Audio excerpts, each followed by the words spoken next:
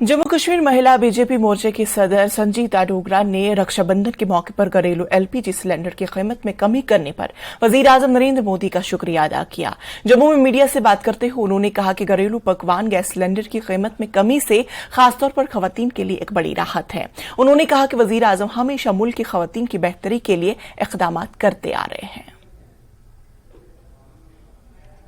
को कोई परेशानी या कोई दिक्कत आती है तो किसी न किसी माध्यम से आदरणीय प्रधानमंत्री जी उसका हल ढूंढ लेते हैं और हमारी बहनों की कैसे वो जो भी हमें दिक्कत हो किस तरह से वो दूर की जाए उसका वो पूरा ध्यान रखते हैं। पुनः मैं पूरे भारतवर्ष की सभी महिलाओं की ओर से अपने आदरणीय प्रधानमंत्री जी का बहुत बहुत धन्यवाद करती हूं और यही आशा करती हूं कि आने वाले समय में भी जिस तरह से जो किसी भी चीज़ के हम लोगों को कहीं दिक्कत आ रही है, कोई भी ऐसे छोटे छोटे इशू हैं तो वो भी प्रधानमंत्री जी बड़े अच्छे तरीके से हम लोगों को उससे जो है वो निजात दिला देंगे और कहीं न कहीं हम लोगों की उसमें भी कुछ न कुछ सहायता करेंगे।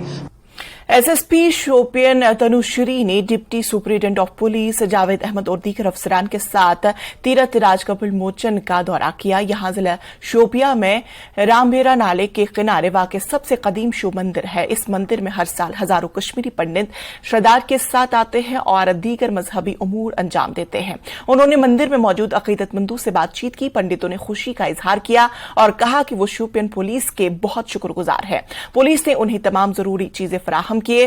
कुछ पंडितों ने कहा कि 35 साल के बाद वो यहां वादी कश्मीर में मंदिर में भी गए, जो वादी में अमन की वापसी की वाज़ेह अलामत है। आए थे लोग यहाँ पे, तो आज मैं भी आकर के यहाँ पे जितने अभी 100 लोग हैं लगभग यहाँ पे अभी रुके हुए, उनके साथ इंटरेक्शन किया तो मुझे तो बहुत अच्छा लगा। और जो बाहर से जो लोग आए हैं, पुराने शोपिया से भी माइग्रेट किए हुए हैं, उनसे भी बातें की, वो अपनी पुरानी यादें ताजा किए, तो मुझे काफी अच्छा लगा। एंड होपफुली हम लोग ऐसा माहौल शोपिया में रखेंगे कि आगे भी लोग आते रहे। नहीं, बिल्कुल सारे लोग आए, ये दिमाग से ये गलत फहमियां हटा दें कि ये टेंस है, ऐसा कुछ भी नहीं है। हम लोग पूरी सिक्योरिटी देने की पूरी कोशिश कर रहे हैं और दे भी रहे हैं अभी तक। तो जिनको भी तीर्थराज का दर्शन करने आना है। लद्दाख हिल काउंसिल के इंतखाबात 10 सितंबर को होने जा रहे हैं, जिसकी तैयारियां जोरों शोर से जारी है। इन इंतखाबात को लेकर वहां के लोगों का मिजाज क्या है, वोट किसके हक में जाएंगे और कौन जीतेगा, इन सब पर बीजेपी लीडर और लद्दाख हिल काउंसिल के मौजूदा इलेक्शन इंचार्ज विक्रम ने कहा कि करगिल में लद्दाख में तरक्की हुई है। 2014 के बाद से बीजेपी लद्दाख करगिल में अपनी जगह जमा कर बैठे हैं। उन्होंने कहा कि राहुल दौरा करने नहीं बल्कि घूमने के लिए आए थे। उपराज्यपाल शासन दोनों तरफ लागू हुआ है, लेकिन लोगों की इच्छा है कि अब उनको अपना नुमाइंदा मिले, अब वो अपने नुमाइंदे को चुने और उसके पास जाकर अपने वो छोटे मोटे काम करवाएं। और ठीक उसी तरह से लद्दाख में अब लद्दाख हिल काउंसिल के इलेक्शन जो है वो 9 सितंबर को होने जा रहे हैं। ऐसे में वहां पर भाजपा की क्या तैयारियां हैं, कांग्रेस क्या कर रही है, इन सब पर चर्चा करने के लिए इस समय हमारे साथ मौजूद है विक्रम रंधावा, जो कि इस समय कारगिल में है और कारगिल की उनके ऊपर एक जिम्मेदारी है और प्रभारी के तौर पर वहां पर कामकाज कर रहे हैं। विक्रम जी एज प्रभारी वहां पर काम कर रहे हैं।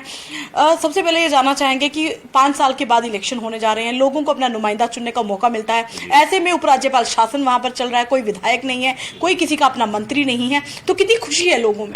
देखिए, लद्दाख ऑटोनोमस हिल डेवलपमेंट काउंसिल का चुनाव उसका बिगुल बज चुका है।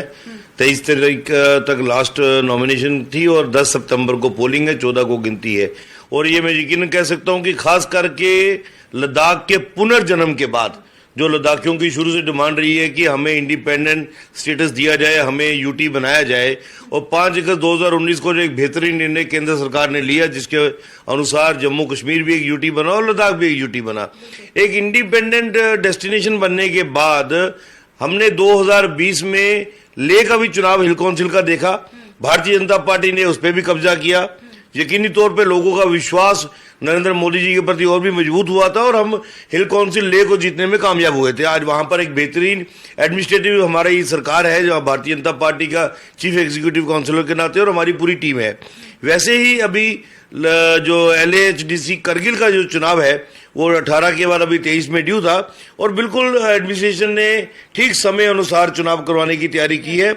मैं डिस्ट्रिक्ट एडमिनिस्ट्रेशन को इसके लिए बधाई भी दूंगा। बहुत अच्छे वातावरण में वहां चुनाव घटित हो रहा है। समाज के अंदर विकास को लेकर एक उत्साह है। हालांकि जो प्रमुखता से मुझे लगता है कि हमारा मुकाबला है वो कांग्रेस के साथ हो रहा है। नेशनल कॉन्फ्रेंस का क्योंकि यूटी में वजूद नहीं था, अस्तित्व नहीं था, इसके कारण शायद उनको वहां सिंबल लॉट नहीं हुआ और उनके जितने भी कैंडिडेट है वो एज ए इंडिपेंडेंट रजिस्टर हुए हैं।